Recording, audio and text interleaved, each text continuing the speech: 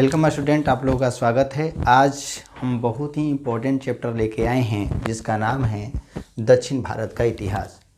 अगर पहले का वीडियो नहीं देखे तो आप ज़रूर वीडियो को देखिए। आज मैं बातें करने वाला हूं जैसे हमने लाइन बाय लाइन क्रमबद्ध से पढ़ के आ रहे हैं। जैसे हमने देखा था उत्तर भारत के इतिहास में, जैसे वंश देखा था हमने, हर्यक वंश, शिशुनाग वंश, नंद वंश, मौर्य वंश, उसी प्रकार से हम यहाँ पर देखेंगे कि दक्षिण भारत में इतिहास कैसे चल रहे थे। जब उत्तर भारत में मौर्य वंश चल रहे थे तो उसी समय उत्तर भारत, जो ये भारत का अगर मैप देखेंगे तो भारत का ये दक्षिण भारत का मैप है। उत्तर भारत के क्षेत्र में हमने देखा था कि मौर्य वंश की स्थापना होती है। उस समय जो थे यहाँ दक्षिण भारत में कुछ वंश देखने को मिलते हैं और जिससे एग्जाम में क्वेश्चन पूछ लिए जाते हैं। जो तैयारी कर रहे हैं दरोगा से लेकर रेलवे से लेकर जो बीपीएससी तक का तैयारी कर रहे हैं, इनसे एक समझ आधारित से क्वेश्चन पूछे जाते हैं। मैं उन्हीं चीज़ को लिखा हूं जो एग्जाम में पूछे गए हैं और बारीकी से ध्यान दीजिए और पूरा वीडियो को देखने का प्रयास कीजिए और साथ में लिखने का प्रयास कीजिएगा कि मैंने बताया का, और ऐसा पढ़ें कि किसी को पढ़ा सकें, समझा सकें। इस बात को ध्यान में रखिएगा। मेरी बातों को आप ध्यान से सुनिएगा। बात समझ में आ रही है? मेरी बातों को पूरे ध्यान से आप सुनिएगा। यहाँ पर हम दक्षिण भारत के इतिहास को देख रहे हैं। इसमें दक्षिण भारत के इतिहास में 2-3 वीडियो आएंगे जिससे आपके समझ आधारित क्वेश्चन बनेंगे। बात समझ में आ रही है? जैसे हमने उत्तर भारत के इतिहास में लगभग 20-22 वीडियो हमने देखा है, तो इसमें जो आपके 25 से 26-27 वीडियो होंगे जिसमें आपके पूरे प्राचीन इतिहास समाप्त हो जाएंगे। फिर हम लोग मध्यकालीन में दौड़ेंगे, फिर आधुनिक में कुछ संविधान को भी पढ़ेंगे और इनसे कैसे एग्जाम में क्वेश्चन पूछे जाते हैं इसको ध्यान रखेंगे। हम यहाँ पर संगम युग की बात करें। कौन से युग के बारे में? संगम युग के बात में। इनके परिचय के संदर्भ में देखें, परिचय यानी परिचय के संबंध में बात करें तो संगम जो है एक जो बात करें यह संस्कृत शब्द है। कैसा शब्द है? तो यहाँ पर लिखा है कि संगम संस्कृत भाषा का एक शब्द है और जिसका अर्थ होता है सभा। यानी जो संगम है इसका अर्थ जो होता है जिसका नाम है सभा। बात समझ में आ रही है? और जो यहाँ पर लिखिएगा कि संगम काल का जो संबंध था, जो संगम काल जो कहा जाता था, उसमें देखेंगे कि 1000 ईस्वी से लेके इसमें हम बात करेंगे, ठीक है, 100 ईस्वी से लेकर के, ठीक है, 300 ईस्वी तक के मध्य में जो इस काल रहा जिसे हम संगम काल के नाम से जानते हैं। इसमें क्या हुआ था और कैसे एग्जाम में क्वेश्चन पूछे जाते हैं, यहाँ पर हम बात करेंगे कि यह संगम तमिल कवियों की सभा थी।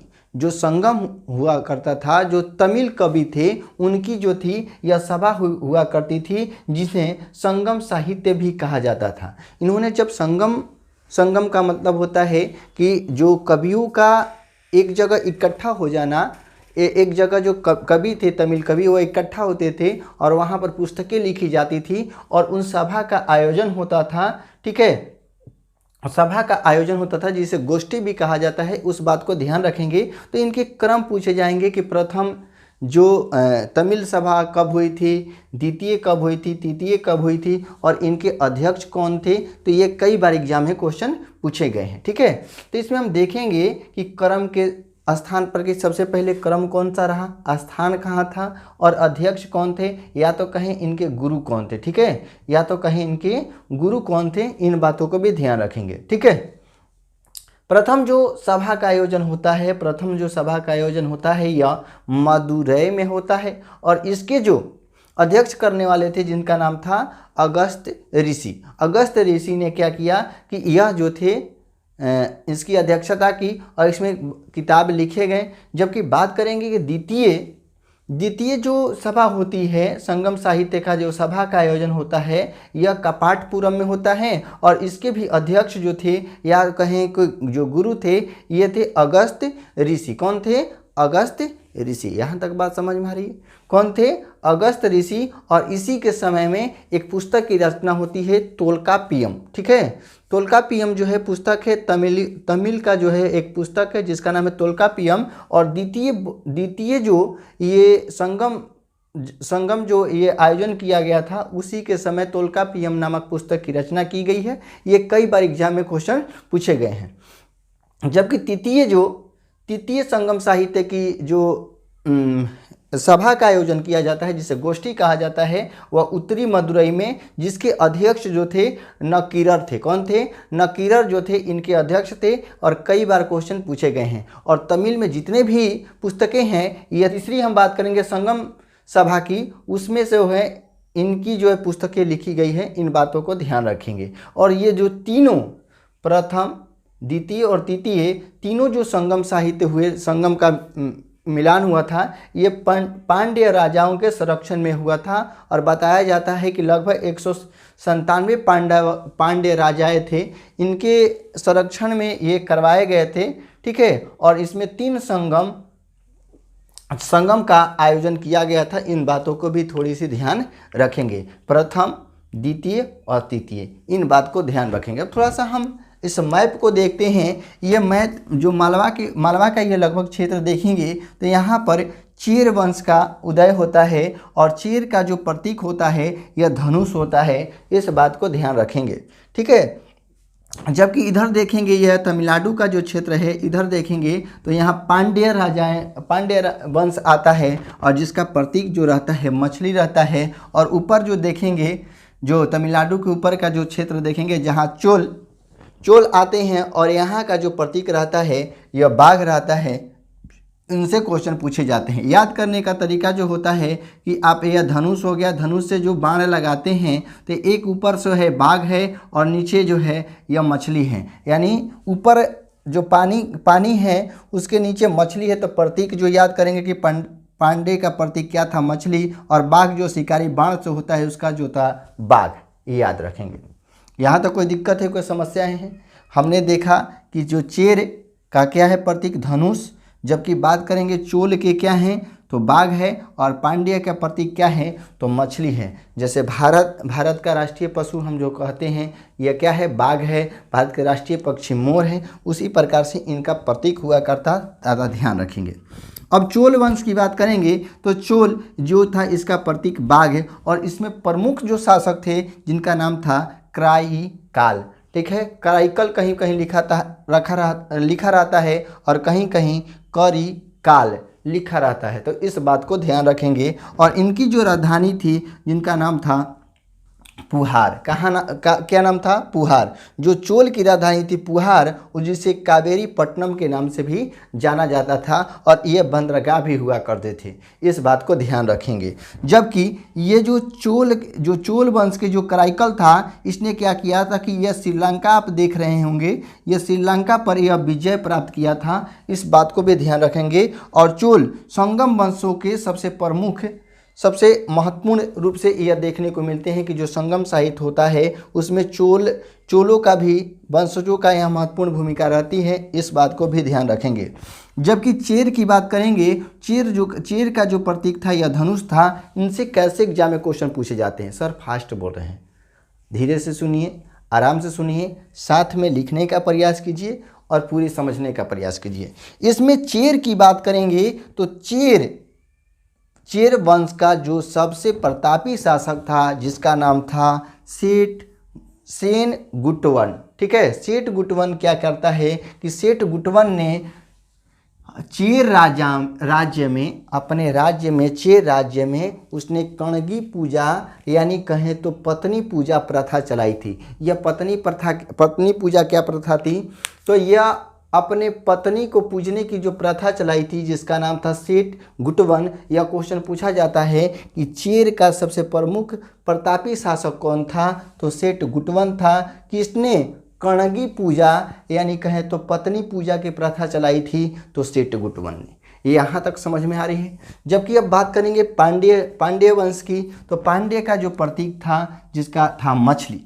क्या था प्रतीक? मछली। जबकि बात करेंगे कि पांड्यों के जो प्रथम उल्लेख का मतलब कि पांड्यों की जो जानकारी जो मिलती है वह मेघास्थनीज द्वारा मिलती है। मेघास्थनीज द्वारा जो पुस्तक लिखी गई है जिसका नाम है जिसका नाम है इंडिका पुस्तक। ठीक है, इंडिका पुस्तक जो है यह मेघास्थनीज द्वारा लिखी गई है और ये चंद्रगुप्त के दरबार में रहते थे मेघास्थनीज।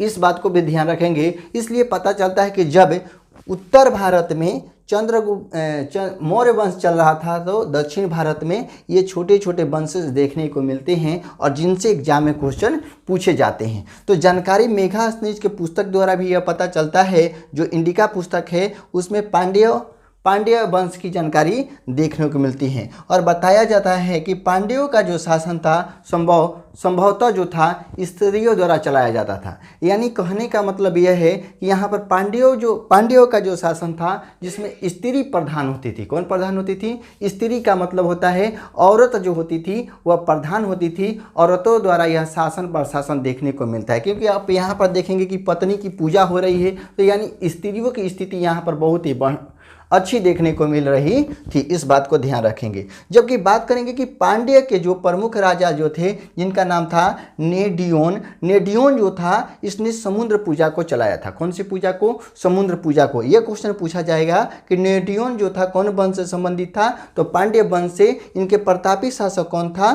तो नेडियोन ने कौन सी पूजा चलाई थी? तो समुद्र पूजा। जो समुद्र भगवान की पूजा होती है, यह प्रथा चलाया था किसने? तो नेडियोन ने। ठीक है, नेडियोन ने यह चलाई थी और यह पांड्य वंश से संबंधित था। जबकि बात करेंगे कि तमिल के जो प्रमुख देवता थे, जो तमिलों में जो प्रमुख देवता थे यानी मुख्य देवता थे, उन्हें मुरुगन को बोला जाता है और बाद में इन्हें सुमरियम स्वामी के रूप में प्रचलित हुए।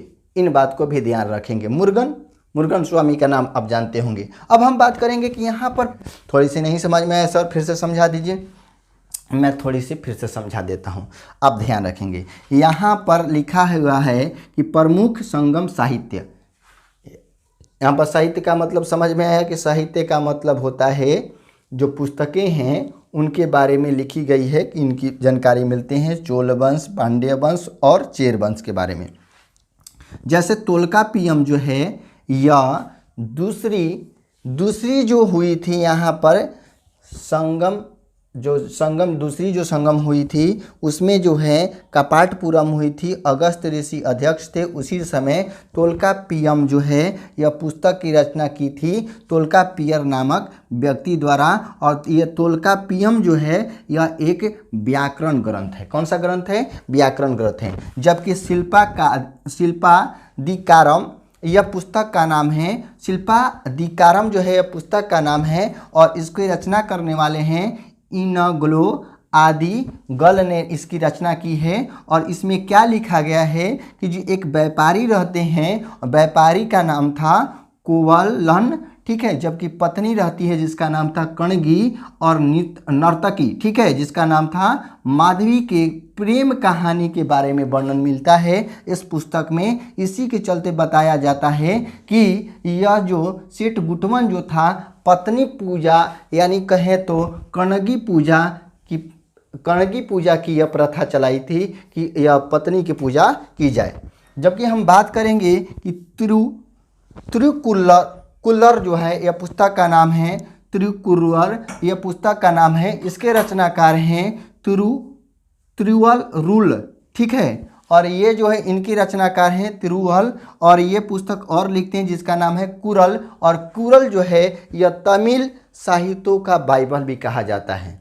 जो तमिल साहित्यों का बाइबल किसे कहा जाता है? तो कुरल को कहा जाता है। इस बात को ध्यान रखेंगे। और कुरल की जो रचना की है तिरुवल्लुवर ने की है, इस बात को याद रखेंगे। यहाँ तक बातें समझ में आई तो आपको वीडियो कैसा लगा आप कमेंट में बताइएगा। हम लोग यह दक्षिण भारत का पहला वीडियो है। अब दूसरा वीडियो को देखेंगे और समझने का प्रयास करेंगे। फिर मिलेंगे कल